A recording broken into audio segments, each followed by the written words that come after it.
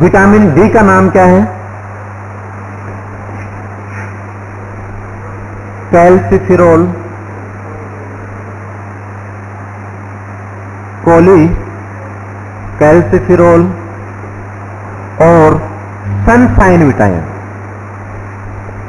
Sunshine vitamin. ठीक है। वैसे अगर अपन बात करें कि जैसे विटामिन D1 का, D2 का नाम क्या है? कैल्सिफिरोल, कोली कैल्सिफिरोल। और अपने को डायरेक्ट ये पूछ लेते हैं कि विटामिन डी का नाम क्या है, तो विटामिन डी का नाम क्या बोलेंगे अपन? कैल्सिफिरोल या फिर कोली कैल्सिफिरोल या फिर sunshine vitamin. Clear? Sunshine vitamin किस लिए बोलते हैं कि अपने को सूर्य से मिल जाता है ये विटामिन। ठीक है, सनलाइट से मिलता है, इसलिए इसको बोल देते हैं सनसाइन विटामिन। क्लियर? सबको याद रखना है एब्जॉर्प्शन एंड स्टोरेज। एब्जॉर्प्शन कहां होगा? अपनी बॉडी के अंदर।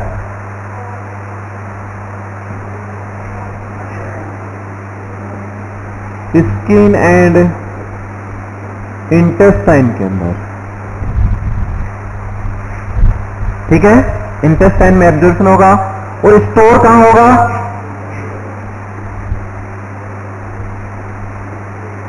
लीवर के अंदर स्टोर होगा। ठीक है। अब जैसे अपने कहा था विटामिन ए कहां स्टोर होता है? कहां स्टोर होता है विटामिन ए? जैसे अभी बात की थी, स्किन के अंदर एब्जॉर्प्शन होगा विटामिन डी का। विटामिन डी क्या है? फैट सोल्यूबल है। कैसा है ये? फैट सोल्यूबल विटामिन है, तो यानी फैट के साथ में एब्जॉर्ब होगा। क्लियर? इंटेस्टाइन के अंदर मेनली एब्जॉर्ब होता है और इसके साथ में कैल्शियम का भी एब्जॉर्प्शन होता है। विटामिन डी क्या करता है? कैल्शियम के एब्जॉर्प्शन को बढ़ाता है। अगर जैसे मान लो अगर अपन देखें कि जैसे कैल्शियम की टैबलेट देखी आपने, कैल्शियम की टैबलेट, तो कैल्शियम की टैबलेट 500 mg और उसके साथ में विटामिन डी 50 ऐसे होता है। कभी ये कॉम्बिनेशन सिंगल नहीं होता। अगर कैल्शियम जैसे मान लो आप तो ये कहोगे सर कैल्शियम कैल्शियम दे देते हैं और विटामिन डी तो सूर्य भगवान दे ही देता है, तो ये दोनों मिल जाएंगे, दिक्कत क्या है? लेकिन क्या होगा कि यहां पर इंटेस्टाइन में उसका एब्जॉर्प्शन नहीं होगा।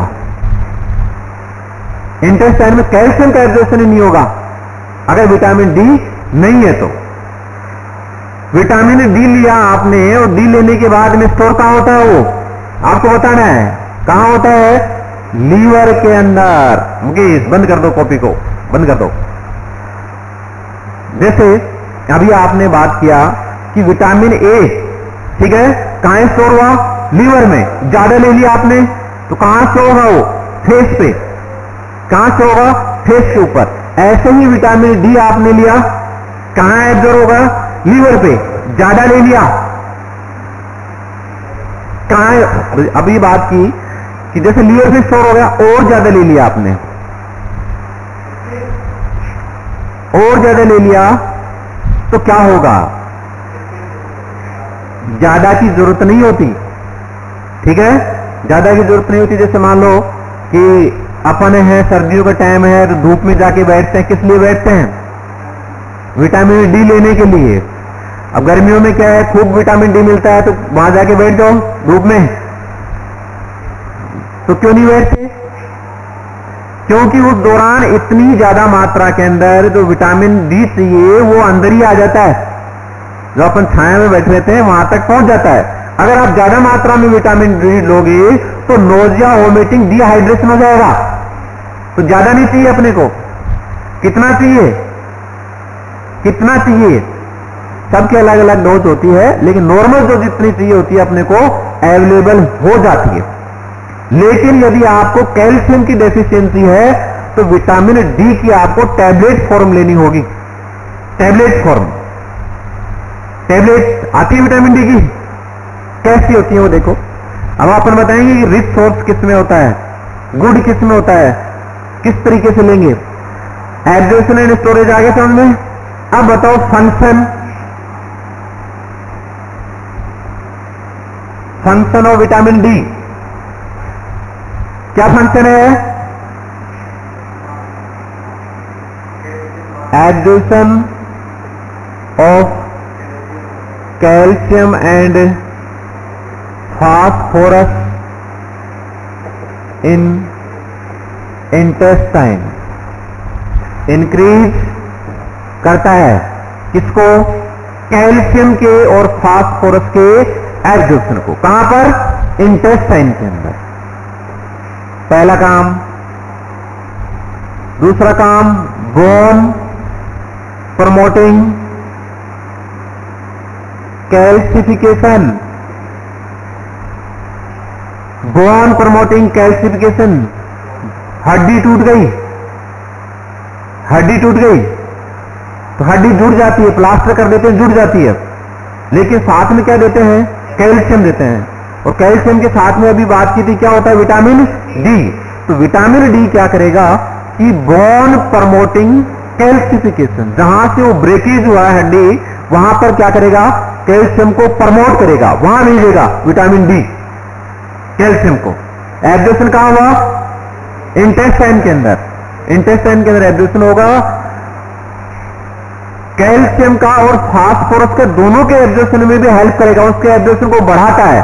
दूसरा काम क्या करेगा? Bone promoting calcification. और तीसरा काम है protein binding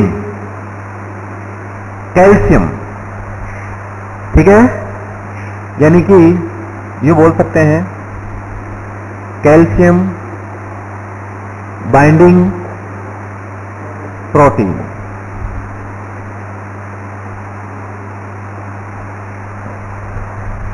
protein binding calcium. ठीक है, प्रोटीन को और कैल्शियम को क्या करता है? बाइंड करता है। तीन फंक्शन है इसके विटामिन डी के। बताओ पहला फंक्शन बताओ। एब्जॉर्प्शन को बढ़ाएगा, किसके एब्जॉर्प्शन को?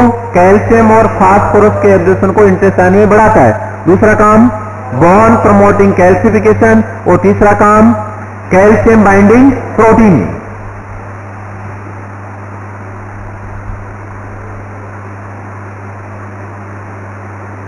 रिच सोर्स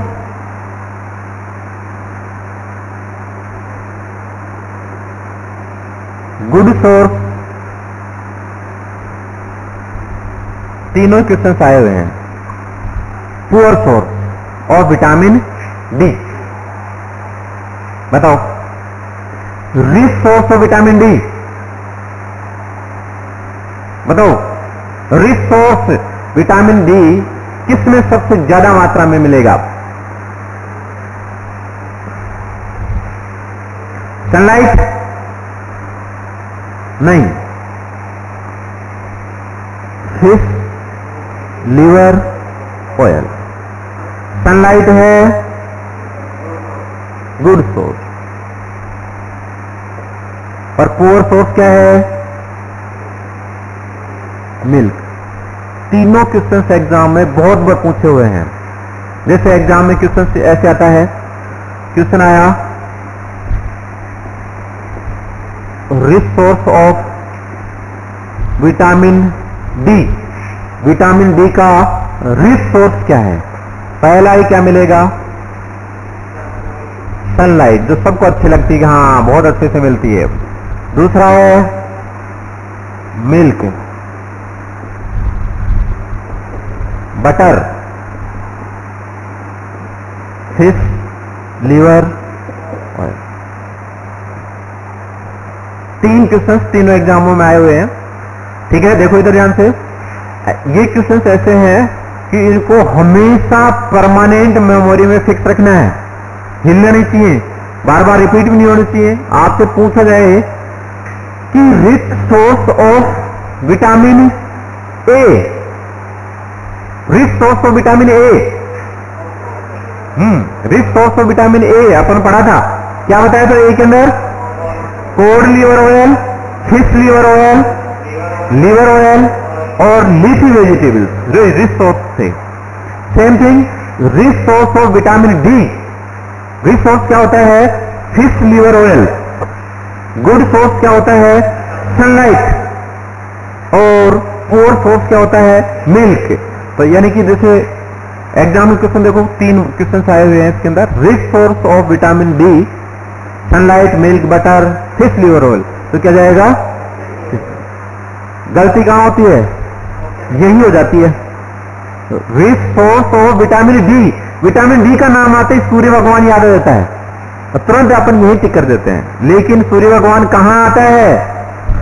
गुड सोर्स में आता है। सनलाइट किस में आएगा? गुड सोर्स के अंदर आएगा। रिच सोर्स क्या रहेगा? Fish liver oil. दूसरा क्वेश्चन है poor source of vitamin D, milk. Poor source, ठीक है, of vitamin D, poor source of iron, milk. Milk poor source है, विटामिन डी का भी है और आयरन का भी है। ठीक है, एक एग्जांपल दिया था मैंने। हाँ, ए का भी है। जैसे दूध होता है, अपन दूध किस में गर्म करते हैं? नहीं करते अपन तो किस में करते हैं?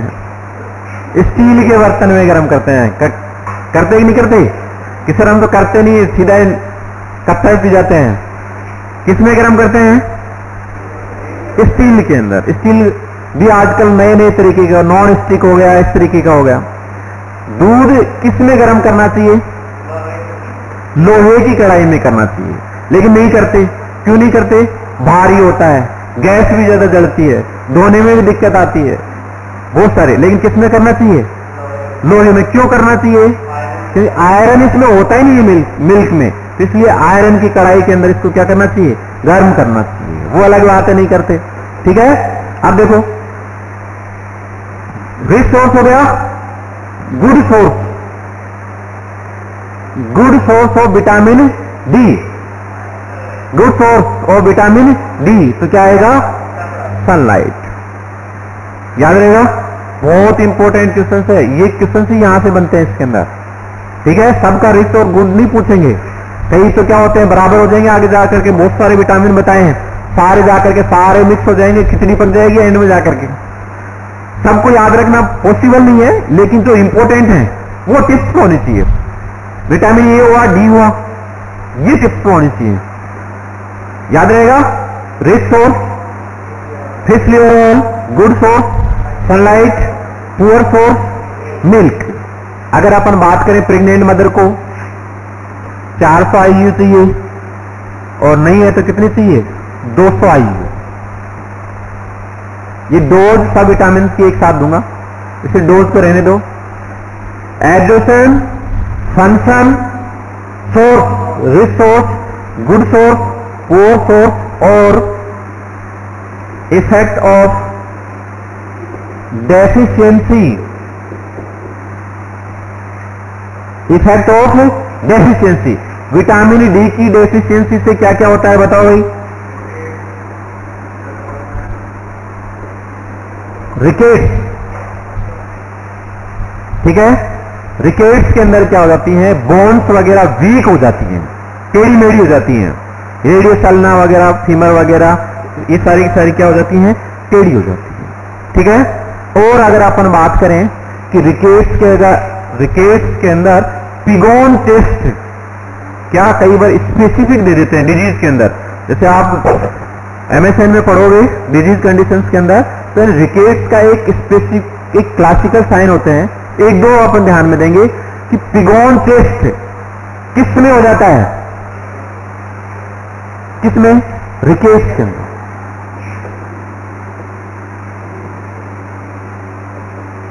जैसे आगे की तरफ निकल जाता है ना, आगे की तरफ टेस्ट यूं निकल जाता है, आगे की तरफ यूं त्रिकोणा होकर के। ठीक है, तो वो पिगोन टेस्ट बोलते हैं। और हड्डियां क्या हो जाएंगी? वीक हो जाएंगी। इसके अलावा ऑस्टियो मेलेशिया, हवा का वेंटिलेशन भी जरूरी है। ऑस्टियो मेलेशिया ठीक है। और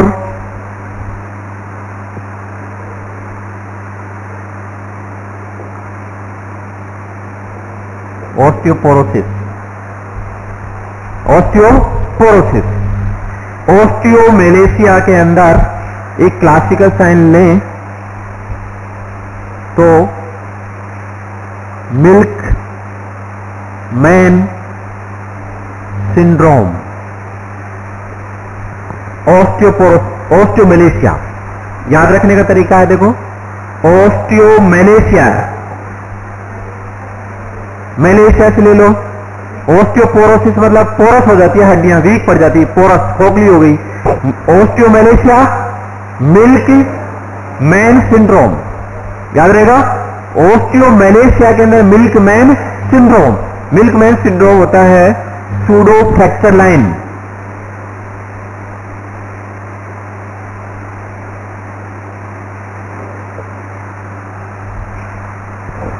टीबिया फिबुला लाइन है, टीबिया फिबुला, इसके अंदर क्या हो जाएगी, एक लाइन हो जाएगी जैसे फ्रैक्चर हो जाता है ना, तो सूडो फ्रैक्चर लाइन प्रेजेंट किसके अंदर पाया जाएगा, ऑस्टियोमेलेशिया। और ऑस्टियोपोरोसिस के अंदर पोरस हो गई या वीक हो गई हड्डियां, ठीक है। ये विटामिन डी हुआ। विटामिन डी की डेफिशिएंसी से बोलो, देखिए ऑस्टियोमेलेशिया, ऑस्टियोपोरोसिस। विटामिन ए की डेफिशिएंसी से night blindness, xerosis cornea, xerosis conjunctiva, बाइट और स्पॉट। तो ये किससे, विटामिन ए की डेफिशिएंसी। और डी की से 3 रिकेट, ऑस्टियोमेलेशिया, ऑस्टियोपोरोसिस, ठीक है। अब विटामिन ई, ठीक है। सबसे सुपरफिशियल क्वेश्चन, सबसे सुपरफिशियल क्वेश्चन, जैसे अपन अब ओबीजी पढ़ते तब भी बात करते थे कि क्वेश्चन हमेशा कहां से आता है, हेडिंग में से आता है। हेडिंग में से जैसे कि फर्स्ट स्टेज कहां से शुरू होती है, कहां खत्म होती है, सेकंड स्टेज कहां से शुरू होती है, कहां खत्म होती है, तो क्वेश्चन वहीं से आए थे। ऐसे ही हेडिंग से क्वेश्चन आते हैं, ठीक है। विटामिन ई का दूसरा नाम क्या है, बोलो, टोकोफेरोल। सर हमने एक बार बता दिया, बार बार नहीं बताएंगे। टोकोफेरोल, ठीक है। दूसरा नाम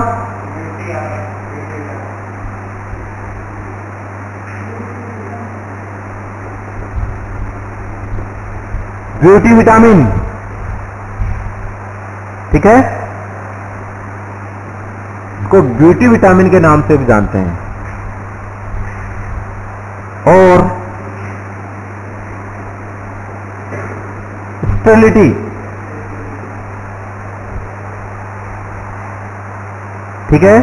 स्टेरिलिटी यानी बांझपन भी किसकी डेफिशिएंसी से होता है, विटामिन ई की, ठीक है। विटामिन ई की डेफिशिएंसी से टोकोफेरोल बोल सकते हैं और इसको ब्यूटी विटामिन भी बोल सकते हैं, ठीक है। Beauty vitamin.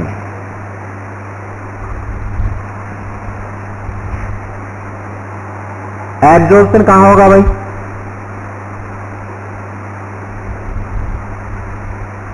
And storage, absorption and storage. जैसे यहां देखो ब्यूटी विटामिन के अंदर जो ब्यूटी के जितने भी प्रोडक्ट होते हैं, ठीक है, उन सारे प्रोडक्ट्स के अंदर इस्तेमाल किया जाता है। जैसे फेयर लवली वगैरह है, और भी बहुत सारे हैं, तो उनके अंदर किसका इस्तेमाल होता है, विटामिन ई का। विटामिन ई क्या कर देता है, काले से क्या कर देता है, गोरा। Very good.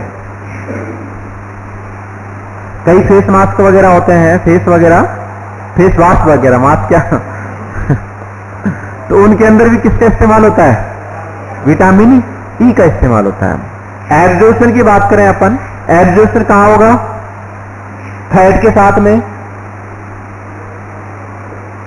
इंटेस्टाइन के अंदर, ठीक है। और स्टोर कहां होगा, लीवर के अंदर स्टोर होगा, मसल्स के अंदर स्टोर होगा, और बॉडी फैट के अंदर स्टोर होगा।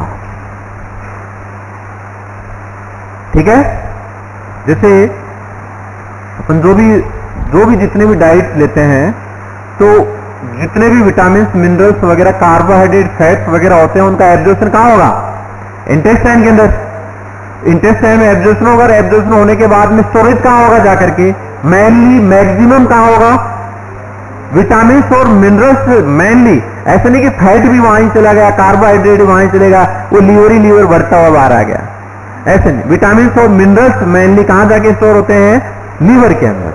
फिर जैसे मान लो अपन ने बात किया था, लीवर में स्टोर हुआ था विटामिन ए, ज्यादा ले लिया, कहां चला गया? फेस पे चला गया। फिर विटामिन डी, ठीक है, लीवर में स्टोर होगा। ऐसे ही जैसे मान लो विटामिन ई लिया आपने, कहां स्टोर होगा? लीवर के ऊपर। लीवर के ऊपर स्टोर होगा, और ज्यादा मात्रा में लिया तो कहां स्टोर होगा जाकर के? मसल्स वगैरह के अंदर। ठीक है, बॉडी के अंदर जितनी मसल्स है वहां स्टोर होगा, और कहां होगा? बॉडी फैट के अंदर। Function,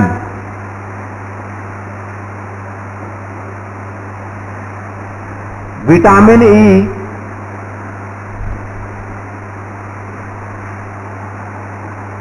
anti oxidant, powerful antioxidant होते हैं इसमें। ठीक है, विटामिन ई क्या करता है? Protect RBC and cell membrane. इसको एंटी एजिंग विटामिन भी बोल देते हैं। अगर जो पर्याप्त मात्रा के अंदर विटामिन ई लेता है, उसकी जितनी एज है उससे कम एज लगती है उससे। ठीक है, यानी एंटी एजिंग विटामिन भी बोलते हैं इसको। ये क्या करता है? विटामिन ई क्या करता है? प्रोटेक्ट करता है आरबीसी को और सेल मेम्ब्रेन को। और विटामिन ई क्या करेगा? मेंटेन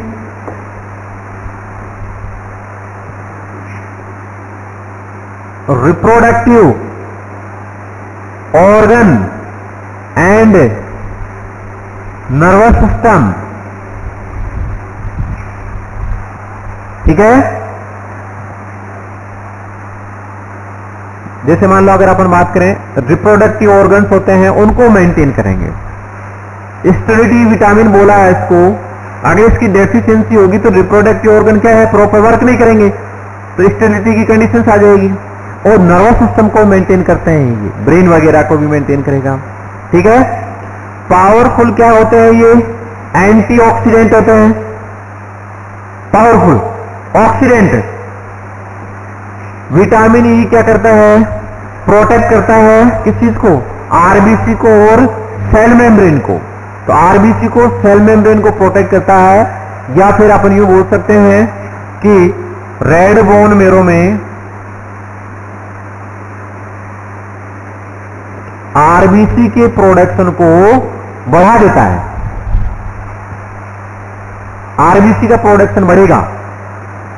आरबीसी के प्रोडक्शन को बढ़ा रहा है, प्रोटेक्ट कर रहा है आरबीसी को, सेल मेम्ब्रेन को मेंटेन कर रहा है। तो क्या कहलाएगा ये? Anti aging vitamin. Anti ageing याद रहेगा, एंटी एजिंग विटामिन। ठीक है, अब आपको बताने हैं रिसोर्स।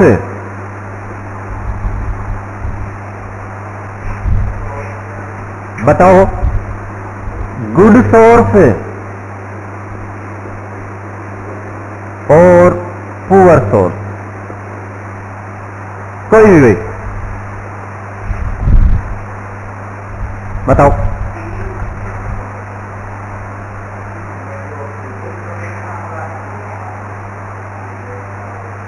रिच,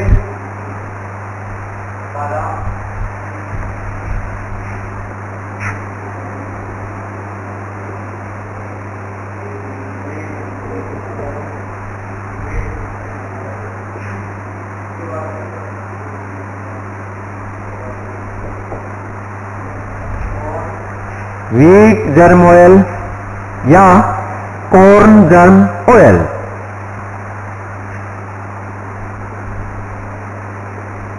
वेजिटेबल ऑयल और fat, poor source, sorry good source, poor source के अंदर वेजिटेबल्स एंड फ्रूट, ठीक है, वेजिटेबल्स और फ्रूट्स किस में आएगा, पुअर सोर्स के अंदर। जैसे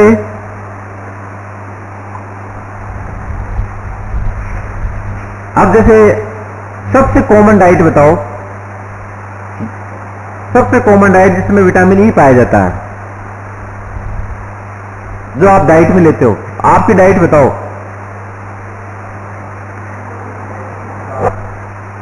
जो मिल जाए वही सही है, किसी में तो मिलेगा। जैसे अगर अपन देखें कि जो डाइट है, डाइट की बात करें अपन, तो गांव में आपने देखा होगा कि कोई फंक्शन करते हैं, छोटा सा प्रोग्राम होता है, और उस प्रोग्राम के अंदर प्रोग्राम कर रहे हैं तो आजकल तो क्या करते हैं, मिठाइयां ले आते हैं, पतासे ले आते हैं बांटने के लिए। लेकिन पहले क्या करते थे, घुघरी बनाते थे, याद है? खाई हुई है? नहीं खाई हुई है, सुना ही पहली बार होगा, खाई हुई है ना। तो घुघरी में क्या होता है, बोलते किसको ये बता देता हूं, गेहूं गेहूं होता है, साबुत गेहूं, उसको क्या कर देते हैं, भिगो लेते हैं, उसको क्या कर देते हैं, हल्का सा बॉयल कर देते हैं, और उसमें हल्का चने वगैरह डाल देते हैं, और जैसे मक्का वगैरह भी डाल देते हैं कई, ये डाल करके और ये खिला देते हैं। अगर उसी का व्हीट जर्म ऑयल का, व्हीट गेहूं का ऑयल निकालना हो तो इसी तरीके से निकालते हैं, फिर उसको क्या करते हैं, पीस करके और उसका ऑयल निकाल लेते हैं मशीनों से। लेकिन अपने को तो क्या है, डायरेक्ट उसी से मिल जाता है, तो वो बहुत पौष्टिक होता है, बढ़िया होता है।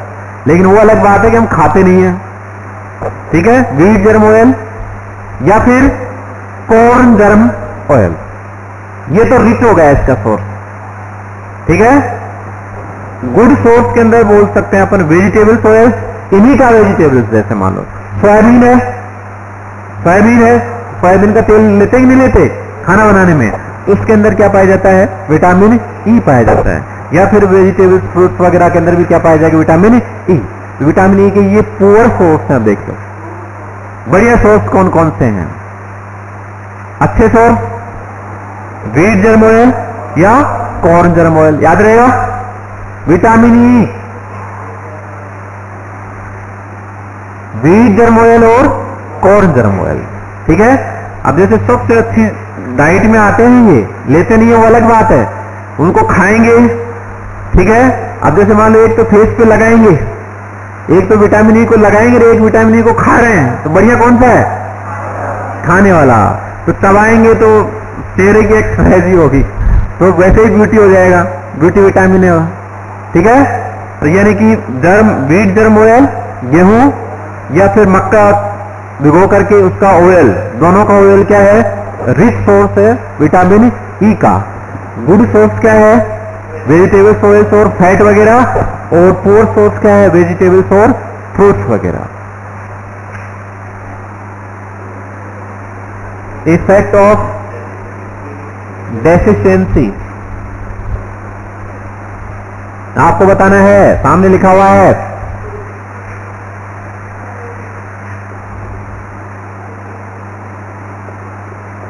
स्टेरिलिटी, ठीक है, सबसे कॉमन क्या है, स्टेरिलिटी। और भी बात करें, और बताओ, एनीमिया, अभी बात करें कि आरबीसी का प्रोटेक्शन करता है, आरबीसी का प्रोटेक्शन नहीं होगा, आरबीसी डेड होगी तो क्या हो जाएगा, एनीमिया।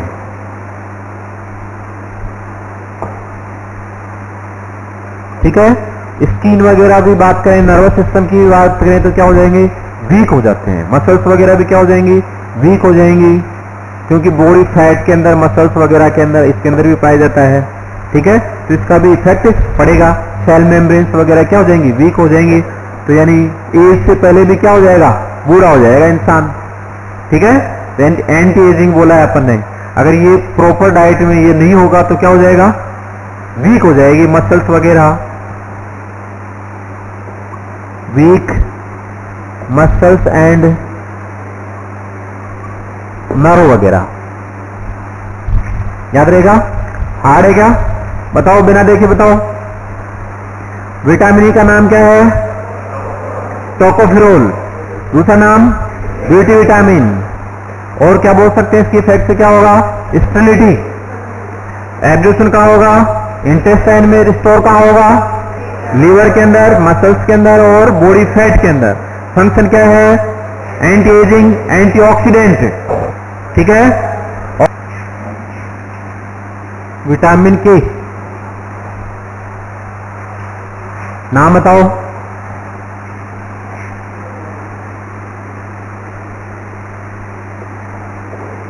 थायोलोक्यूनिन।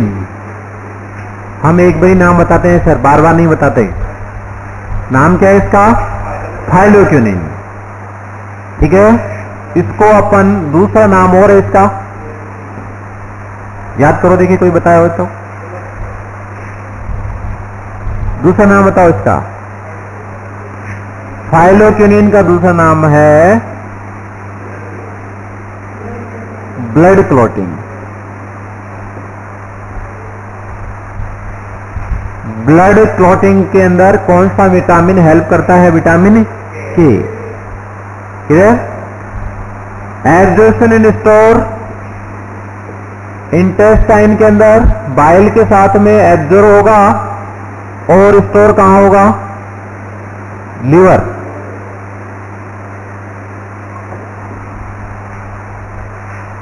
ठीक है। इंटेस्टाइन में भी रहेगा, ब्लड में भी रहेगा। जो ब्लड के अंदर जो फ्लूइड होता है उसमें रहेगा फ्लोरा, इंटेस्टाइनल फ्लोरा के अंदर भी रहेगा। अगर अपन इसकी बात करें तो जैसे विटामिन K1, K2 और K3 के रूप में पाया जाता है। ये एक इंटेस्टाइन में एब्जॉर्ब होगा। ठीक है। एक जैसे मान लो स्किन के अंदर, फ्लोरा के अंदर। ठीक है। इतनी डिटेल से नहीं लेंगे अपन, शॉर्ट में याद रख लो आप तो कि विटामिन के है, नाम क्या है इसका? थायोलोक्यूनिन। ठीक है। और ब्लड क्लॉटिंग फैक्टर्स के अंदर आता है। किसमें आएगा? ब्लड क्लॉटिंग के अंदर। ब्लड क्लॉटिंग के अंदर क्या फंक्शन है? क्या वर्क करेगा?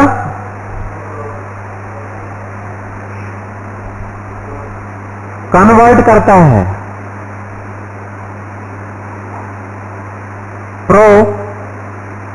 थ्रोम्बिन को थ्रोम्बिन के अंदर और फाइब्रिनोजन को फाइब्रिन के अंदर कन्वर्ट करता है। प्रोथ्रोम्बिन को थ्रोम्बिन के अंदर और फाइब्रिनोजन को फाइब्रिन के अंदर। तो यानी कि जैसे मान लो ये क्या करेगा?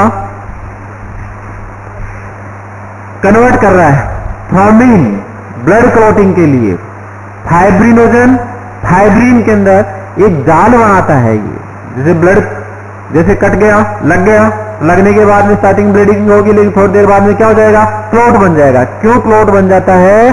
क्योंकि ये क्या करता है? प्रोथ्रोम्बिन को किसमें कन्वर्ट कर देता है? थ्रोम्बिन के अंदर, और फाइब्रिनोजन को फाइब्रिन के अंदर कन्वर्ट कर देता है। सोर्स इसके कॉमन सोर्स है, ऐसे नहीं है रिच है पुअर है, कैसा है?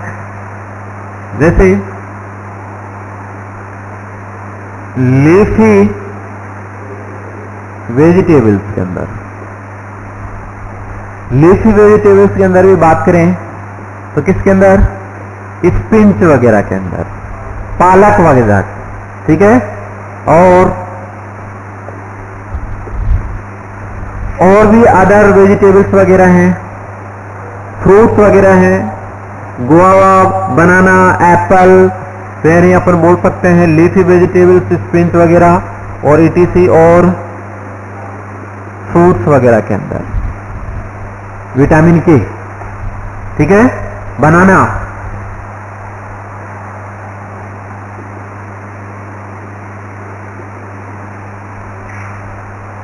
याद रहेगा, कॉमन सोर्स है, सबसे बढ़िया विटामिन है। देखो जैसे जैसे आगे चलेंगे सारे बढ़िया बढ़िया आते चलेंगे, यानी शॉर्ट में ज्यादा हेडेक नहीं होगी उनके अंदर, बिल्कुल सिंपल रहेंगे। इफेक्ट ऑफ डेफिशिएंसी क्या होगा?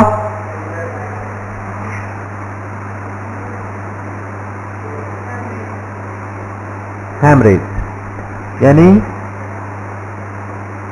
Blood clotting